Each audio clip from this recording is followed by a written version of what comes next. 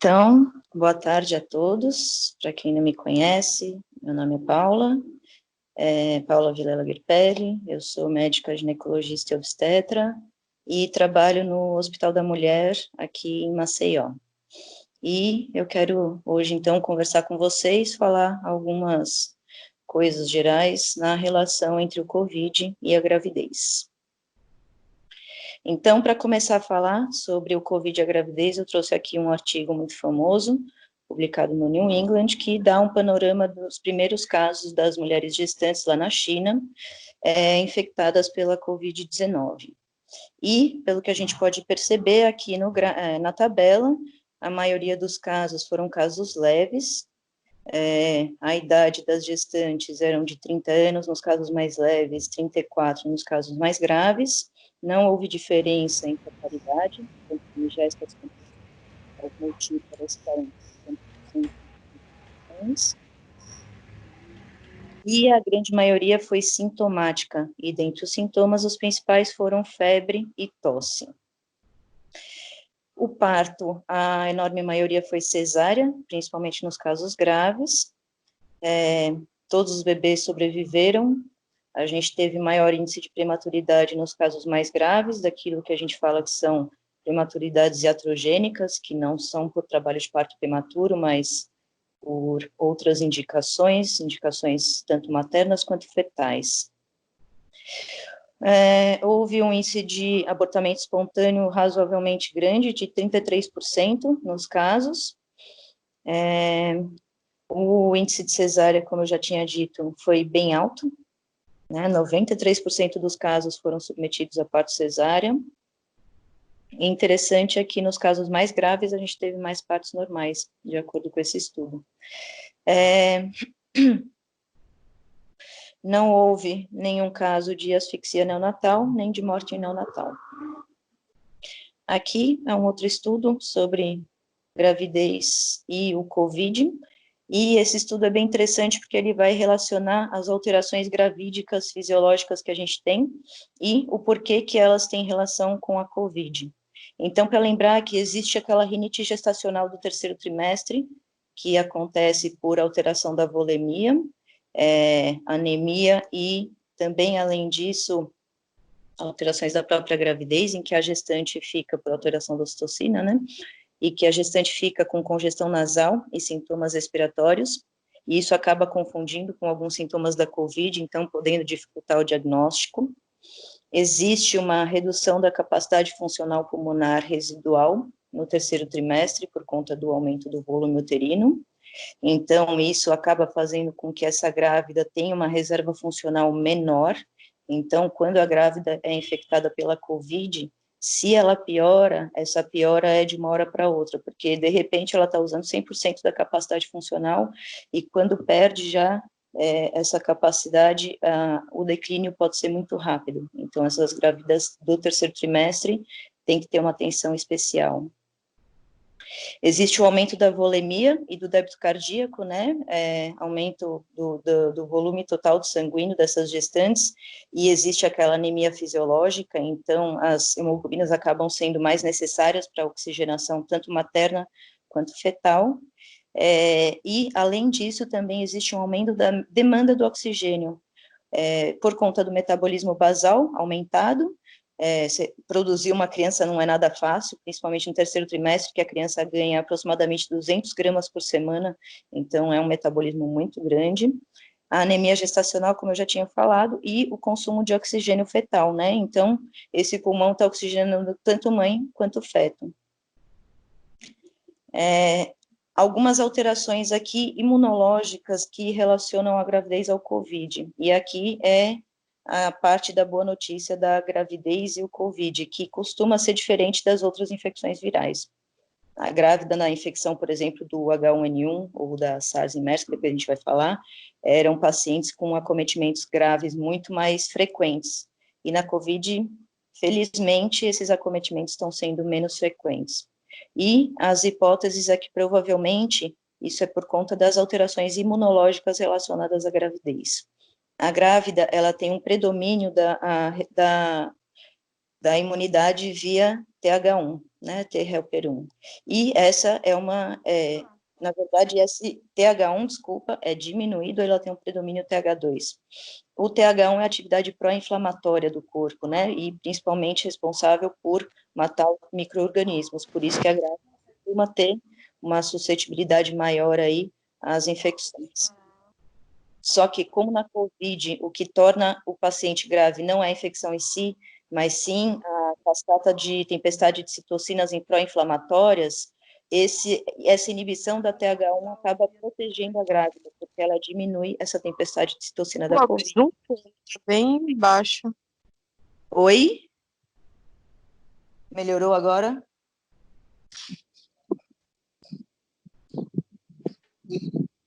Alguém falou que estava baixo.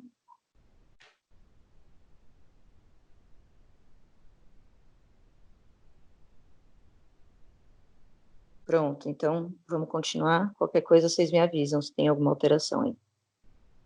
Então, essa diminuição da resposta TH1 imunológica acaba protegendo as gestantes dessa tempestade de citocina e casos mais graves da COVID. E, além disso, ela tem um predomínio da ação TH2, que é a ação mais anti-inflamatória, e também contribuindo para esse mesmo desfecho de diminuição da tempestade de citocina. Provavelmente por isso, né, que as gestantes de primeiro trimestre e segundo trimestre, a gente está vendo aí com casos mais leves da COVID, e no terceiro trimestre, principalmente por conta dessas alterações aqui, cardiovasculares, né, e pulmonares, e também por conta de alterações paratrombóticas, que a gente está vendo casos mais graves da COVID, mas eu ainda vou falar um pouco mais sobre isso mais para frente. Aqui a gente tem uma tabela desse estudo comparando as pacientes grávidas com COVID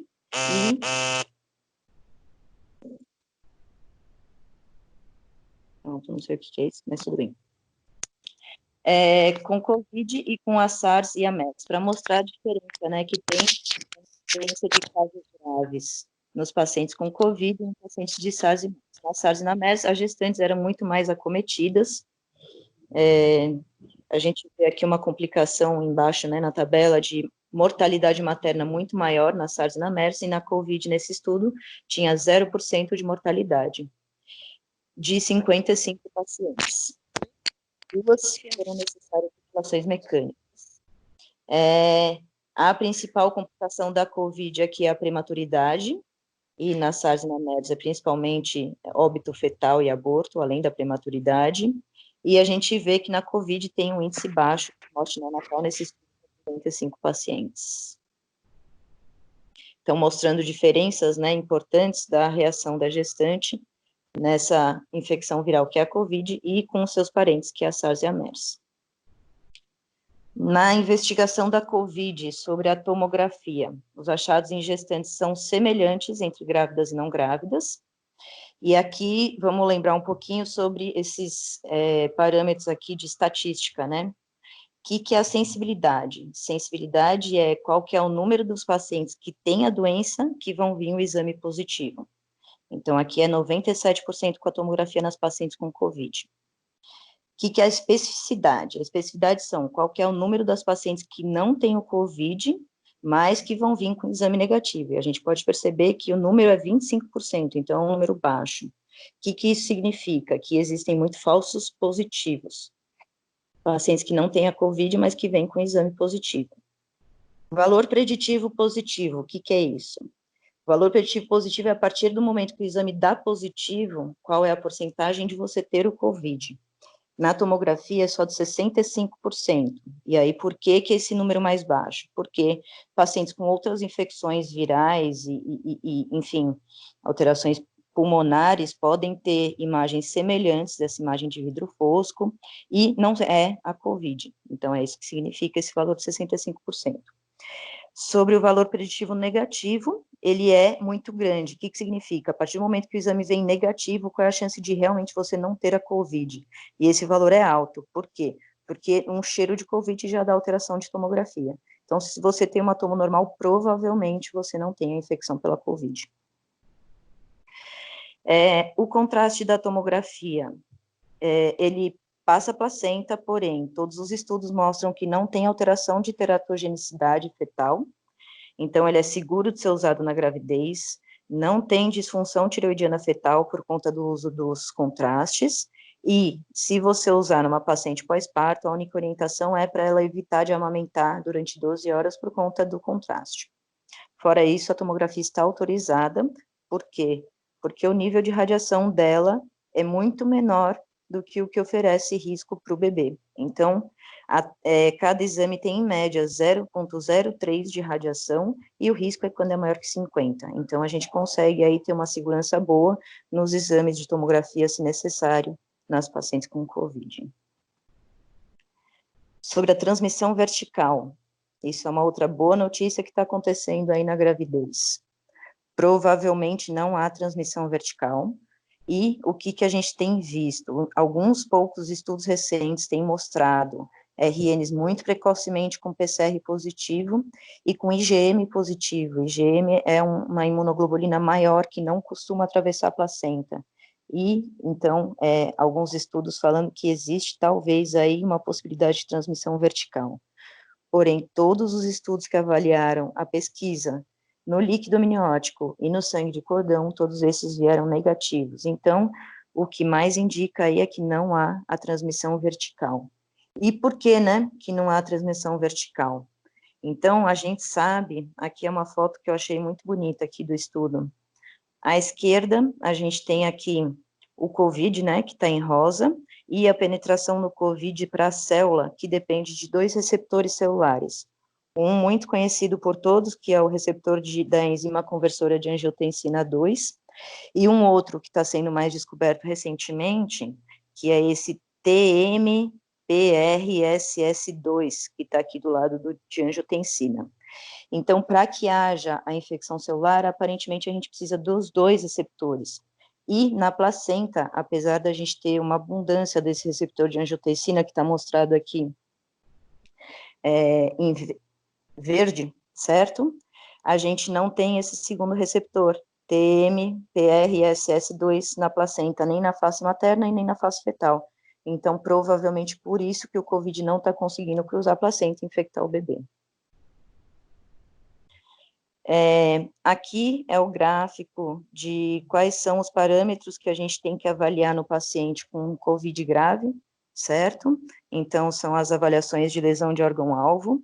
Então, aqui, em primeiro lugar, a gente lembrando da relação PO2-FiO2 da gasometria arterial, e na gestante, eu gosto de enfatizar que a gente, nessa segunda linha, fala da pressão de oxigênio média aqui na gaso, que em pacientes não grávidas, o ideal seria acima de 53, até demonstrar alguma gravidade maior, né, e a gente ficar preocupado, só que nas gestantes é importante essa pressão do oxigênio ser maior, idealmente acima de 70, para que se garanta uma boa oxigenação fetal.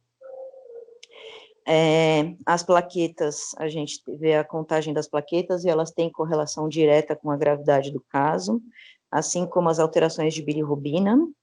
De alterações cardiovasculares, a gente se baseia principalmente na pressão arterial média, e lembrar que na gestante, quando começa a ter uma queda da pressão arterial, principalmente pressão sistólica abaixo de 9, essa queda provavelmente vai ser muito rápida, porque a gestante tem uma hipotensão basal normal, e é uma outra alteração gravídica, né, que pode camuflar a piora da paciente. Então, quando começar a ter uma queda da pressão arterial, é importante já fazer a hipótese diagnóstica de gravidade do quadro. Fora isso, a gente tem a parte neurológica, né, o Glasgow, e as alterações renais. E na grávida, lembrando que ela tem uma hemodiluição, então a creatinina tem que ser acima de 1, e não de 1,2. Quando a creatinina começa a aumentar acima de 1, a gente já tem que suspeitar de lesão renal e pensar em alguma alteração aí da função. Além disso, o dímero D está sendo um exame que está correlacionado à gravidade do quadro, e normalmente o aumento de 6 vezes dos valores normais do seu exame, e normalmente o exame é acima de 1 micrograma por ml, está correlacionado a um caso mais grave da doença do COVID. Então, algumas particularidades que eu já comentei ali sobre a creatinina e sobre a troca gasosa placentária. Além da PA2 tem que ser maior que 70, é bom lembrar que a PCO2 tem que estar mais lavada, né, para ter essa troca placentária. Então, idealmente, a pressão de gás carbônico entre 28 e 32 milímetros de mercúrio. E sobre o uso de corticoide na maturação pulmonar. A gente sabe que em obstetrícia a gente usa o corticoide em bebês prematuros para acelerar a maturação pulmonar e diminuir problemas de prematuridade. E no COVID a gente sabe que no começo houve alguns estudos que a associação de corticoide aumentava a mortalidade pela doença. Por conta dessa falta de conhecimento, né, que a gente ainda não tem, a gente sabe que hoje está mudando um pouco esse panorama aí do uso de corticoide, mas os estudos ainda estão muito precoces e a gente não tem resultados concretos. Sobre o uso de corticoide na gravidez de gestantes com COVID, sempre existe a necessidade de particularização de cada caso. Sabe-se que ele é muito importante até a idade gestacional de 32 semanas, que é quando você tem os maiores benefícios do seu uso. E discutir se a gestante estiver entre 32 e 34 semanas, a necessidade real do uso dessa medicação. Se houver trabalho de parto prematuro, tem que, idealmente, usar a nifedipina ou o atosibano. Como a gente não tem atosibano aí na parte pública, a gente sempre lembra da nifedipina, que também, inclusive, existem aí sugestões de serem um tratamento benéfico para a COVID, e evitar o uso da terbutalina, né, que é o Bricanil, por conta do aumento da frequência cardíaca materna, que também é uma das complicações da COVID. Então, a gente não quer aí somar efeitos colaterais e piorar a doença. Sobre os antivirais, os mais promissores são o Remdesivir, que aparentemente está seguro na gravidez. São poucos estudos, porque é uma medicação nova, mas pelo menos até agora não está mostrando ter efeitos teratogênicos. E a hidroxicloroquina e a cloroquina, que também são seguros na gravidez. Alguma coisa sobre a cloroquina. Existem alguns estudos farmacológicos mostrando que a hemodiluição gravídica faz com que a dose terapêutica necessitaria de uma dose maior, o dobro da usada para paciente não grávida. Só que qual o problema? Essa dose dá mais efeitos colaterais, principalmente de diminuição da pressão arterial sistólica e aumentando dessa forma a chance de você ter uma instabilização hemodinâmica na posição supina na gravidez. O lopinavir é seguro, porém a ribavirina, que costuma ser usado com ele, tem efeitos teratogênicos, então é importante evitar na gravidez. Vale lembrar que os tratamentos antivirais ainda são experimentais, né? A gente ainda não tem aí dados concretos se realmente trazem benefícios ou não, mas só para saber a relação deles na gravidez. Da vigilância fetal, é importante a gente manter uma monitorização cardíaca fetal contínua a todas as instabilidades maternas, porque a alteração fetal aguda de oxigenação é alteração da frequência cardíaca. Normalmente ela começa com uma taquicardia fetal, depois, a posteriori, evoluindo para desacelerações e bradicardias. Então, com isso, a gente consegue ter uma monitorização fetal e, eventualmente, indicar um parto, se necessário. E lembrar que a hipoxia materna causa uma vasoconstrição por conta da endotelina 1, e nas gestantes que não é indicado parto por conta de alterações da COVID ou fetais e continuam grávidas, elas estão mostrando aí um aumento de 10% de restrição de crescimento fetal, provavelmente por conta aí dessa vasoconstrição durante a COVID. Então, é importante monitorização de peso fetal com altura uterina e ultrassom, depois da recuperação da mãe da doença. Sobre o parto, a indicação a princípio é obstétrica, principalmente nos quadros mais leves. Nos quadros mais graves, a indicação é de cesárea, principalmente em casos de deteriorização materna aguda, alteração da vitalidade fetal e dificuldade ventilatória pelo tamanho do útero. E lembrar que durante a cesárea é bom evitar o uso excessivo dos cautérios. Por quê? Porque quando você cauteriza, você teoricamente está liberando mais aerossóis e está aumentando a chance de contaminação da equipe. Então, usar o menos possível. Mas lembrando que, ao mesmo tempo, essas pacientes com COVID, é importante a gente evitar sangramentos exagerados, então é importante sempre usar o bom senso aí. O parto vaginal até agora não demonstrou aumento da transmissão vertical, então não existem contraindicações formais ao parto vaginal.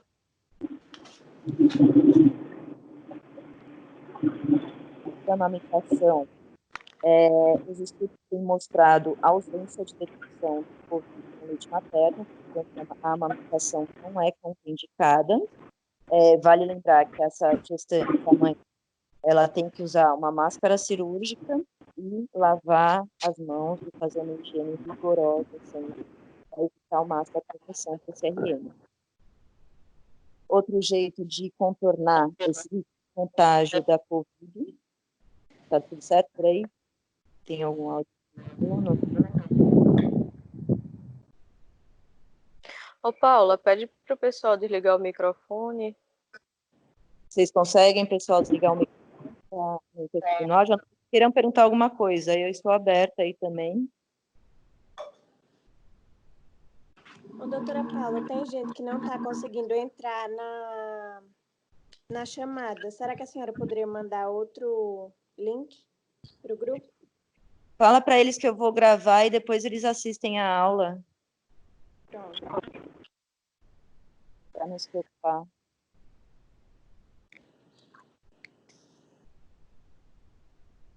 Então, vamos lá. Então, uma alternativa à amamentação seria tirar esse leite com uma bomba e dar indiretamente por mamadeira, copinho ou colher. E até uma sugestão para pacientes internadas na unidade de terapia intensiva para ter uma alternativa aí de ter a manutenção da amamentação dessas crianças. Para terminar aqui, eu vou falar um pouquinho agora dos estudos mais recentes que estão relacionando a COVID e a morte materna. Então, saiu esse estudo bem interessante no American Journal do Obstetrics and Gynecology, e ele mostrando 9 casos graves, que dentre esses 9, 7 tiveram morte materna. Então, aqui são esses 9 casos, tá? Não está na ordem, tem que ter uma colada das imagens, mas está bem panorama. A gente pode perceber que a maioria das gestantes tinha uma idade materna avançada, acima de 35 anos, na primeira fila. Variava a paridade entre paridade ou fecunde, então não importou tanto, conforme também mostraram os outros estudos. De comorbidade, principalmente além da idade materna avançada, a gente tem obesidade e diabetes tipo 2. Então, o que eu acho que é outra alteração grave, principalmente no terceiro trimestre, mediado pela testosterona, associado a alterações tanto genéticas quanto ambientais, é um aumento da resistência insulínica no terceiro trimestre. E por isso, se alguém conseguir desligar aí os microfones, está tendo um pouquinho de barulho, e por isso que é importante a gente fazer a pesquisa da diabetes gestacional no terceiro trimestre, e por que a insulina tem relação com a COVID. Sabe-se em pacientes com diabetes tipo 2 e obesidade que a hiperinsulinemia crônica, então, a insulina aumentada de uma forma contínua, ela aumenta todo o processo inflamatório basal desse organismo. Então, por isso que pacientes diabéticos tipo 2 e obesos, com alimentações ricas em carboidratos e descontrole glicêmico, com isso, tendo descontrole insulinêmico, eles são mais inflamados. E como a COVID tem relação com a inflamação, provavelmente por isso que a diabetes e a obesidade têm relação aí com a piora e a morte de pacientes com COVID. Então, o próximo slide aqui a gente vê sobre alguns exames de sangue nessas pacientes, todas tinham um pouquinho de anemia, algumas tinham plaquetopenia, mas outras não, dá mais ou menos uns 50% aí de prevalência, então a gente não tem muita dessa alteração, e só uma aqui que tinha alterações de enzimas hepáticas mais aumentadas. O PCR não aumenta muito, a creatinina foi normal em todas, e aqui essa oxigenação, saturação é no momento da intubação delas, quanto que estava o nível de oxigênio. E, por último, o que aconteceu com cada uma delas? Aqui todas faleceram. Aqui são da outra metade do grupo, né? Que também não tem muita diferença nesses exames aqui mostrados. PCR, a maioria é baixo, tem uma outra que é um pouco mais aumentado. Enzimas hepáticas, só de uma aqui que é alterada, das outras são normais. Então, pensando aí numa associação de morte com piora, por exemplo, da pré-eclâmpsia, por esses exames de sangue, a gente não vê nenhuma associação, e nos estudos que eu li, não tem muitas associações de pré-eclâmpsia grave, sendo os fatores responsáveis pela morte nessas pacientes com COVID. Aqui a gente percebe que a enorme maioria é de terceiro trimestre, temos apenas uma aqui com gravidez no segundo trimestre, a maioria foi cesárea, apenas um parto vaginal e a outra ainda continuou grávida, e apenas um dos bebês teve uma pneumonia neonatal e uma linfopenia, que esse bebê, apesar desses sintomas, veio com pesquisa de SARS-CoV negativo, mas com suspeitas aí pela clínica favorável. Aqui a outra metade das pacientes, mostrando que essas duas últimas aqui, fileiras, apesar de serem de segundo trimestre, ambas são de gravidez gemelar, e que a gente sabe, né, que na gravidez gemelar você tem alterações cardiopulmonares mais intensas, porque o útero cresce mais, e todas as outras alterações gestacionais, porque você tem duas placentas, então você tem um aumento da quantidade de produção hormonal relacionado aí à placenta e relacionado à gravidez. Então, mostrando que realmente esse terceiro trimestre, por conta dessas alterações gravídicas, ele realmente pode aumentar a gravidade do quadro, e a gente tem que ficar mais atenta nesse tipo de paciente. A maioria aqui foi cesárea, só um aqui que não nasceu, e nenhum desses bebês teve pneumonia nem linfocitopenia. Aqui, para terminar, é um guia da internação de cada uma dessas pacientes que faleceram. Então, essa linha pontilhada no meio é o momento da internação hospitalar. Essa linha laranja em cima é se elas estão grávidas ou se já nasceu. Em azul é quando elas estão entubadas, então, quando está mesclado, são intubações durante a gestação. E o UFD é o óbito materno intraútero, que aconteceu no caso 1 e no caso 4. Todas essas pacientes faleceram. E a gente pode perceber aqui embaixo quais foram as medicações usadas. Então, antibiótico foi usado em todas. Antivirais, que é o oseltamivir, também foi usado em praticamente todas. A hidroxicloroquina foi usada no caso 3, 4 e 7. Lopinavir e ritonavir foi usado depois do parto ou após o óbito fetal no 4 e no 5, na verdade no 4 foi usado até antes do óbito fetal. Anticoagulante, todas menos o caso 1, e infusão intravenosa de imunoglobulina, foi usado em 2, no caso 4 e no caso 5, todas elas com morte. E aqui a outra metade, mostrando a mesma coisa, né, a mesma legenda. Então, a gente pode perceber aí que o tempo de internação, a maioria delas é um tempo longo de internação, e a maioria delas também faleceu depois do parto. Tem alguns estudos que correlacionam o parto à piora do COVID, isso por alguns motivos. Na hora do parto, a gente é um momento de lesão endotelial aguda, né? Você tem uma ferida sendo exposta, que é toda a saída da placenta dentro desse útero. Você tem uma alteração hemodinâmica muito importante, você tem um útero que estava com um volume de sangue grande, contraindo e devolvendo todo esse volume sanguíneo de volta para a circulação.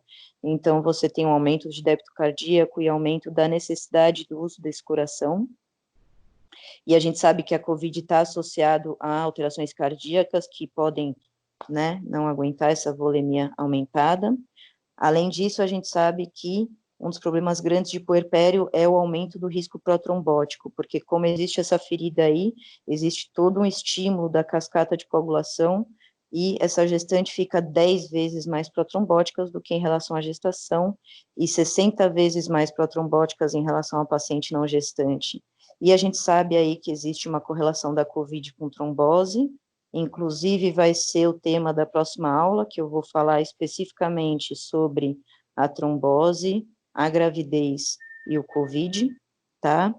E, para terminar, algumas considerações gerais. Então, só para resumir, né, o que a gente falou hoje, a COVID em gestantes, ela é uma infecção que, aparentemente, em relação a outras, ela é mais benigna com pacientes gestantes, principalmente em primeiro e segundo trimestre, mas vale lembrar que, como é uma infecção recente, os estudos ainda não conseguiram ver quais foram os desfechos das gestantes com Covid que permaneceram grávidas, então tem muitas questões aí que a gente ainda precisa de um tempo para conseguir ter respostas mais objetivas, mas, ao que tudo indica, primeiro e segundo trimestre são aparentemente mais benignos.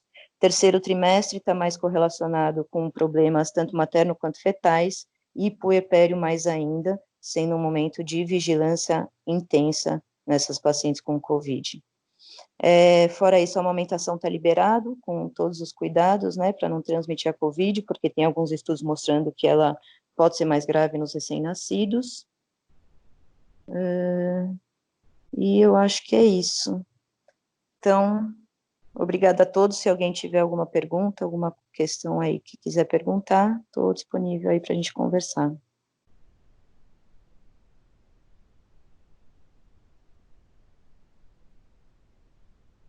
Alguém quer fazer alguma pergunta? Então, tá certo. Então, muito obrigada a todos. Até semana que vem. Espero que vocês tenham gostado.